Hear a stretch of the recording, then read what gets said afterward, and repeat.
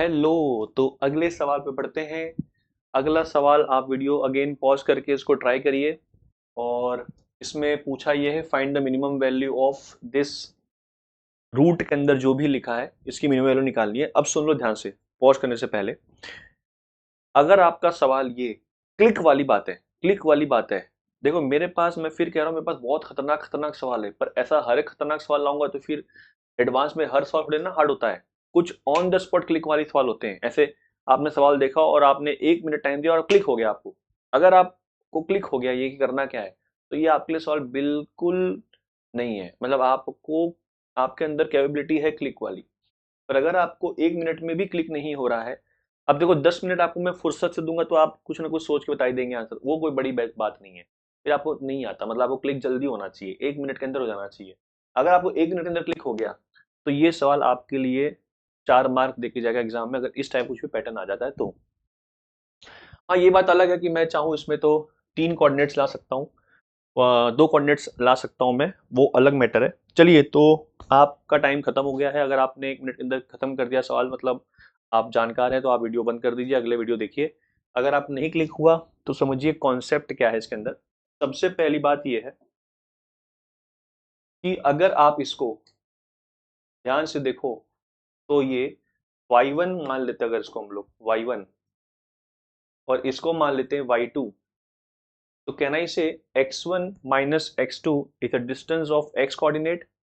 और y1 कहाँ पे लाई कर रहा है, ये y1 माइनस y2 का डिस्टेंस हो गया।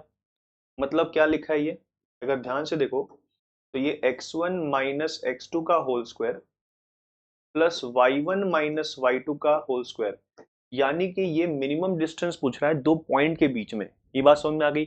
और वो पॉइंट का y टर्म कौन है, एक तरह का फंक्शन दे रखा है उसने, बस यही इसका हिंट था। तो y1 किस पे, क्या दिख रहा है y1, इस ये दिख रहा है। अच्छा, मतलब x1 y1 इस इक्वेशन को सेटिस्फाई कर रहे हैं। x1 रखने पर y1 आ रहा है।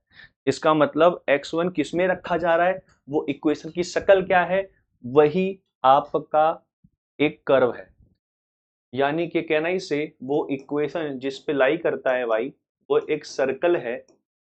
जो अगर आप बड़े ध्यान से देखोगे तो 12 माइनस वाई का whole square plus x square equal to 1 आ जाएगा। यानी कि x1 y1 किस पे लाई कर रहे हैं, सर्कल पे लाई कर रहे हैं। ये मत कमेंट करिएगा आप कुछ, मैं देखता हूं कमेंट, सर ये तो 1 मिनट के अंदर हो गया। अरे भाई, महान अनुभव इंसान, आपका एक सवाल 1 मिनट में हुआ है तो क्या 18 सवाल 1 मिनट में कर लोगे क्या? नहीं ना। अगर आपका आंसर आ जाता है तो आप कुछ मत लिखिए, कमेंट मत करिए। आप बहुत होशियार न्यूटन हैं, आप दूसरे जन्म लिए हैं। पर अगर आपका आंसर हर सवाल में 1 मिनट के अंदर आ जा रहा है तो फिर आप तो यूट्यूब से भी ऊपर हो गए। आप तो आराम से बैठ के एडवांस के ऊपर भी एग्जाम होती है, ओलंपियाड, वो सब क्रैक कर लो। पर अगर आपका आंसर आ जाता है तो अगले सवाल करिए, तीसरा सवाल करिए, उस पे ध्यान दिए, ना कि ये बताइए कि हमें सर 1 मिनट के अंदर आ गया, ये क्या है, आपने लंबा ट्रिक बताया। अरे भाई साहब, मुझे समझाना होता है। अगर मैं समझाऊं ना, मेरे को भी पता है इसका आंसर कितना है, तो क्या ही मैंने उखाड़ लिया, मैंने क्या उखाड़ लिया। पर मेरा काम, सब बच्चे बराबर नहीं होते प्रभु, सबको समझाना होता है। इसलिए मैं बड़े आराम से समझाता हूँ। वरना अपने को तो कोई सवाल दे दो आप, तुरंत खत्म कर देंगे। ये अपने के अंदर तरीका है, 12 साल से पढ़ा रहे हैं। तो हर सवाल को मैं, अगर मैं लेंदी करवाऊं, शॉर्ट करवाऊं, मुझे सबके हिसाब से पढ़ाना होता है ना प्रभु। तो ज्यादा ज्ञान अगर आप देंगे तो आपके लिए चैनल बिल्कुल नहीं है, यहाँ से चली जाइए। चलो आगे बढ़ते हैं। अगर आपका आंसर आ गया है, बहुत बढ़िया, आप दूसरा कुछ पढ़िए, आगे पढ़ते रहिए, यहाँ पे टाइम वेस्ट मत करिए। पर अगर आपका आंसर नहीं आता है, या आप, तो सीखिए ध्यान से बैठ के आराम से, ठीक है। चलो, ये हो गया सर्कल, ठीक है। अच्छा, इसी प्रकार से अगर ये y2 है तो y2 को मैंने क्या माना है, √4x2 माना है।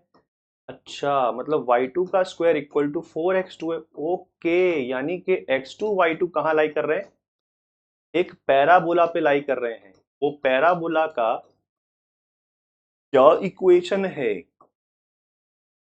Y square. अच्छा, इसका मतलब x1 y1 एक सर्कल पे है x2 y2 पैराबोला पे, उनके बीच में मिनिमम डिस्टेंस पूछा है भाई साहब ने। ओके, तो डायग्राम बनाते हैं। अब ये सवाल काफी आसान हो गया, बस क्लिक वाली बात है कि ये y1 y2 मानने से क्या बना, ये किसके बीच में डिस्टेंस पूछ रहा है। उसने देखो इनडायरेक्टली बोला भी नहीं है, उसने मिनिमम वैल्यू पूछा है, कुछ नहीं दे रखा है। तो आपको ये समझना पड़ेगा तोड़ तोड़ के कि वो दे क्या रखा था। बस यही इस पूरे वीडियो का मेन हिंट था।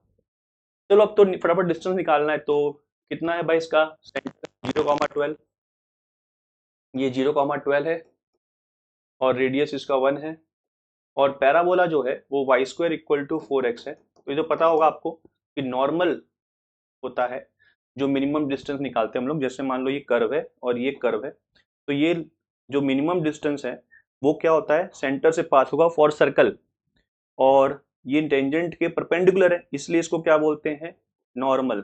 नॉर्मल इस कर्व का भी, इस कर्व का भी। अब एक अगेन नॉर्मल अगर सर्कल का भी है, पैराबोला का है, तो मुझे पैराबोला का नॉर्मल लिखना आता है mx minus 2am minus am cube.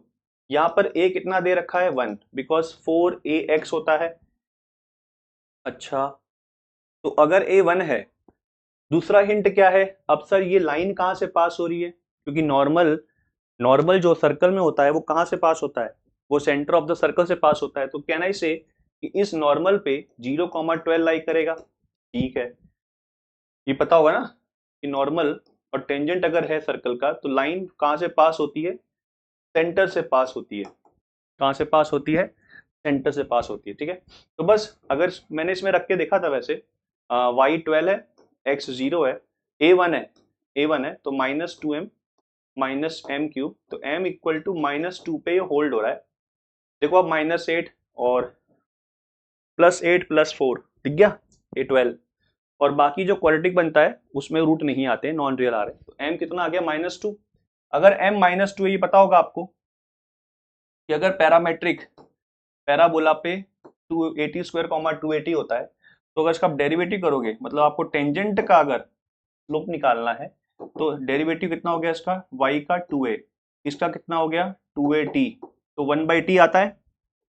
Tangent का रिलेशन t में कितना है 1/t पैराबोला केस में, तो नॉर्मल का रिलेशन कितना होगा -t। ओके, मतलब -2 अगर आया है नॉर्मल का स्लोप, तो t बराबर कितना हो गया 2। ओके, इससे मुझे फायदा क्या मिला, मुझे पासिंग पॉइंट जहां से नॉर्मल पास हो रहा है वही तो t है, उसी का तो रिलेशन निकाल रहा हूं मैं स्लोप के साथ नॉर्मल का, वो होता है 2at,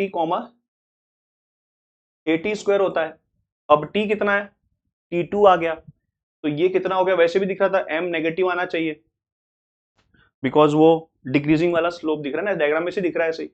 और a1 है तो ये हो जाएगा 4,4, यानी कि मुझे 4,4 से, क्योंकि डिस्टेंस एक्चुअल में ये निकालना है, दिख रहा है मिनिमम डिस्टेंस, क्योंकि x1 y1 यहां होगा, x2 y2 यहां बैठा होगा, तो दो कर्व के बीच में पॉइंट पासिंग में मिनिमम डिस्टेंस निकालना था।